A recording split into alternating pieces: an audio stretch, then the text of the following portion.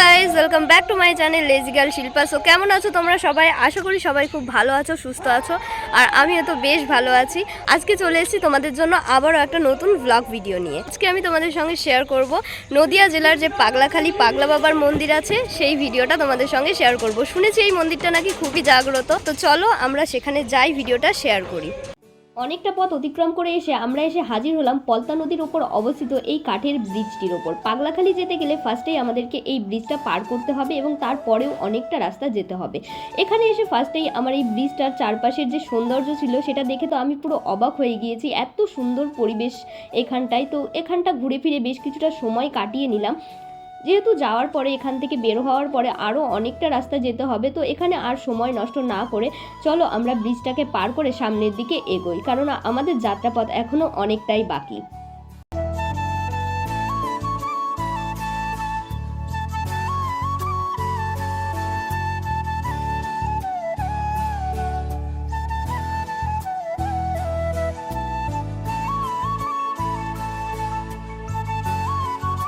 চারিদিকের গ্রামের পরিবেশ দেখতে দেখতে আমরা পৌঁছে গেলাম পাগলাখালির প্রায় কাছেই। এই যে এইখানে আঙুল দিয়ে দেখাচ্ছি, এই জায়গাটায় আমাদের যেতে হবে। মন্দিরটা ওখানেই অবস্থিত, আর এই রাস্তাটা ঘুরেই আমাদেরকে অতটা এগিয়ে যেতে হবে। পাশে বয়ে গেছে সেই পলতা নদী। তো নদীর পাশ দিয়ে ধার বরাবর এই যে মেঠো রাস্তা, এখান দিয়ে আমরা পৌঁছে গেলাম ফাইনালি সেই শিব মন্দিরে।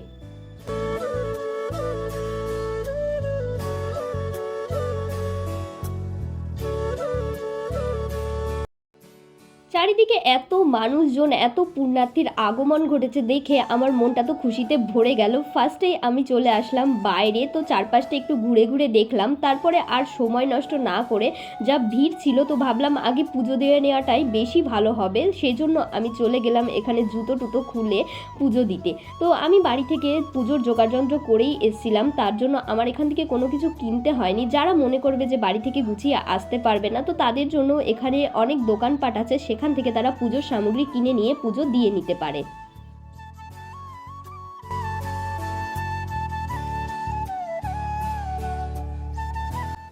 ভেতরে প্রবেশ করেই তো আমার চোখ চড়ক গাছ হয়ে গিয়েছে, মানে চক্ষু চড়ক গাছ যেটাকে বলে। এত ভিড় ঠেলে আমি পুজো দেবো কি করে, আমি সেটাই ভেবে পাচ্ছিলাম না। তো অনেকক্ষণ ঘোরাঘুরি করার পরে দেখলাম সামনে দিয়ে ঢুকতে পারছি না, ওই জন্য একটু ব্যাক রাস্তায় গেলাম, মানে পেছন দিক দিয়ে ঢোকার চেষ্টা করলাম, বাট সেখানেও ব্যর্থ হলাম। অ্যাট লাস্ট ফিরে আসলাম আবার সেই সামনের জায়গাতেই। তো এই যে এত ভিড় ঠেলে আমাকে এখন পুজো দিতে হবে, তো অনেকটা সময় এখানে দাঁড়িয়েছিলাম, আর এক এক করে একটু অল্প সময় ধরে ধরেই ভিড়টা এগোচ্ছিল, কারণ সবাই এখানে পুজো দিতে এসেছিল। অনেকটা সময় পেছনে দাঁড়িয়ে থেকে অনেকটা ভিড় ঠেলে অ্যাটলিস্ট আমি পৌঁছেছি এই যে মন্দিরের কাছে, মানে ঠাকুর যেখানে পুজো হচ্ছিল সেইখানে। এই মন্দিরের যেটা বিশেষত্ব সেটা হচ্ছে এখানে কোনো পুরোহিত বা ঠাকুর দিয়ে পুজো দেওয়া হয় না। যার যার পুজো তার নিজের হাতেই ভগবান এখানে তার পুজো নেন, মানে এখানে কোনো পুরোহিত দিয়ে পুজো দেওয়া হয় না, যার যার নিজের পুজো তাকেই দিতে হবে, এটাই এখানকার নিয়ম।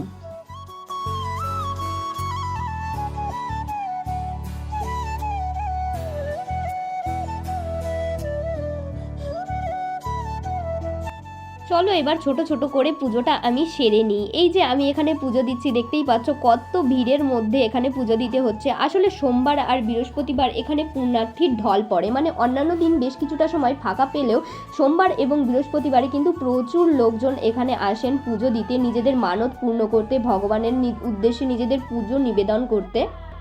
দেবাদিদেব মহাদেব এখানে পাগলা বাবা রূপে পূজিত হন। তো এখানে কিন্তু মহাদেবের বড় কোনো বিগ্রহ নেই। মন্দিরটা চারপাশ প্রদক্ষিণ করা যায়, আর এখানে কিন্তু সামনের দিকে যেরকম শিবলিঙ্গ রয়েছে সেরকম পেছনেও অনেকগুলো শিবলিঙ্গ রয়েছে। তো সামনের পুজোটা দিয়ে আমি চলে আসলাম পাশের এই শিবলিঙ্গে জল ঢালতে। তো এখানেও একটু পুজো দিয়ে নিলাম। ছোট বড় মিলিয়ে এখানে অনেকগুলোই কিন্তু শিবলিঙ্গ স্থাপনা করা হয়েছে। এই যে বিশাল বটগাছ এবং এর আশেপাশ দিয়ে ছোট বড় অসংখ্য শিবলিঙ্গ, এটাই এখানকার মানুষের বিশ্বাস এবং এইভাবেই মানুষ এখানে পুজো দেন। পুজো দেওয়ার পরে আমি এই যে এই ঠাকুমাটাকে প্রসাদ দিলাম, উনি আমার কাছে প্রসাদ চাইছিলেন, তো যেটা আমার খুবই ভালো লেগেছে। আর এই দেখুন এই পাশে চারপাশে এত শিবলিঙ্গ রয়েছে, মানুষ এখানে পুজো দিচ্ছে নিজেদের মতো করে। এখানে মানুষ তাদের মনস্কামনা পূর্ণ করার জন্য বা মানতও করতে পারেন। এই যে এইভাবে সরাগুলোকে বেঁধে নিয়ে মানুষ এখানে মানত করেছে। দেখুন কত মানুষের ভিড়, সবাই যে যার মতো করে ভগবানকে সন্তুষ্ট করার চেষ্টা করছেন, তাদের মনস্কামনা পূর্ণ করার চেষ্টা করছেন। আমার পুজো দেওয়া কমপ্লিট হয়ে গিয়েছে, তো আমি এবার এখান থেকে বেরিয়ে যাব। তার আগে তোমাদের সঙ্গে শেয়ার করি যে যারা যারা এই পাগলা বাবার দর্শন করতে চাও তারা এই পাগলাখালীর মন্দিরে কিভাবে আসবে।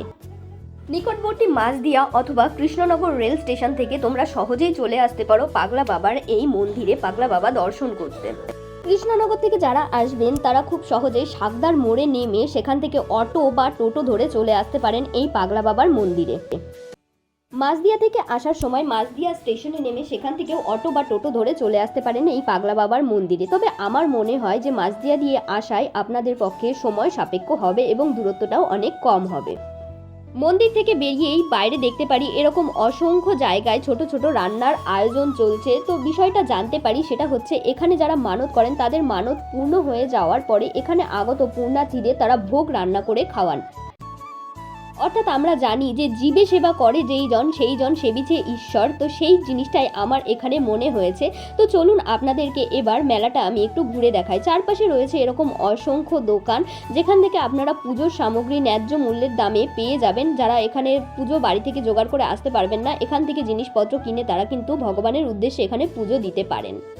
প্রত্যেক সপ্তাহে সোমবার এবং বৃহস্পতিবার এখানে এইভাবেই মেলার আয়োজন করা হয় এবং প্রচুর ভক্তের এখানে সমাগম হয়। চারপাশের মেলাটা ঘুরে দেখতে দেখতে পেয়ে গেল বেশ কিছুটা খিদে, ওই জন্য এখানে কিন্তু অনেক খাবারের দোকানও আছে। তো চলুন সেগুলোও দেখাই। এই যে এখানে প্রচুর খাবারের দোকান আছে। তো ফার্স্টেই যেহেতু মেলা বসেছে সেই জন্য আমার পছন্দ পাঁপড়, তো আমি নিয়ে নিয়েছি একটা পাঁপড় ভাজা। এই যে পাঁপড় খেতে খেতে মেলার বাকিটা অংশ ঘুরে ফেললাম। এই পাশেও রয়েছে মেলার অনেকটা অংশ, চারপাশে অসংখ্য দোকান রয়েছে আর পাশ দিয়ে বয়ে চলেছে একটা সুন্দর নদী।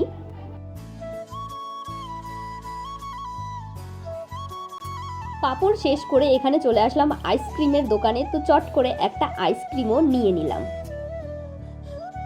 তারপরে চলে আসলাম পাশেই বয়ে চলা এই ছোট্ট নদী পলতাতে, যেখানে নৌকো পারাপার চলছে। মানুষজন নৌকো করে এপার থেকে ওপারে যাতায়াত করছে, যেটা দেখতে আমার তো বেশ সুন্দর লাগছিল।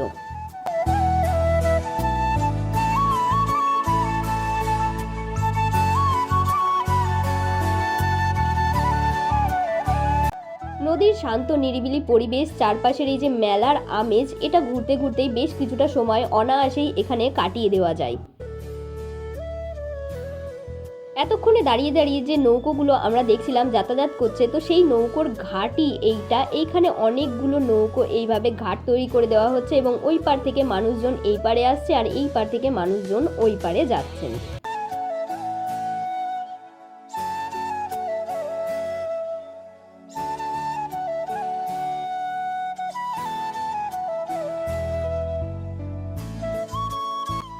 এই মন্দির চত্বরটি পরিচালিত হয় পাগলাখালী শিব মন্দির সেবা সমিতির দ্বারা। যারা এই মন্দিরে অর্থ সাহায্য করতে চান তারা এই সমিতির দ্বারাই তাদের অর্থ সাহায্য করতে পারেন। আর একটু আগে যেখানে দেখছিলাম পুরো ফাঁকা রয়েছে সেই জায়গাটা এখন লোকালয়। আগত পুণ্যার্থীদের খাবারের জন্য যে ভান্ডারা আয়োজন করা হয় সেই ভান্ডারার ভোগ প্রসাদ খেতেই সবাই এখানে বসে পড়েছে। আমারও খুব ইচ্ছা ছিল এখানে বসার, কিন্তু জায়গা ছিল না। আর এখানে যদি অপেক্ষা করতাম আরও বেশ কিছুটা সময় কিন্তু লেগে যেত। সন্ধ্যা নামার পরে এই মন্দির চত্বরে কারোর প্রবেশ নিষেধ আছে, কারণ বলা হয় যে এই মন্দিরে সন্ধ্যার পর পাগলা বাবা স্বয়ং বিরাজ করেন এবং কেউ এখানে থাকার সাহস দেখান না। নিজেদের মনস্কামনা পূর্ণ করতে ভগবানের উদ্দেশ্যে নিজেদেরকে নিবেদন করতে চলেই আসতে পারেন একটুখানি সময় বার করে এই পাগলা বাবার মন্দিরে। মন্দির চত্বরটা বিশাল বড় এবং জায়গাটাও কিন্তু খুবই সুন্দর। চারপাশের প্রাকৃতিক পরিবেশ আপনাকে মুগ্ধ করবে। তো চলুন ভিডিওটা আর বড় না করে ভিডিওটা এখানেই শেষ করছি। আর ভিডিওটা কেমন লাগলো অবশ্যই কমেন্ট করে জানাবেন। আর ভালো লাগলে একটা লাইক করে দেবেন, কমেন্ট করে দেবেন আর আমার চ্যানেলটাকে একটু সাবস্ক্রাইব করে দেবেন। পাশে থাকার জন্য ধন্যবাদ সবাইকে। ভালো থেকো, টাটা। দেখা হচ্ছে অন্য কোনো ভিডিওতে।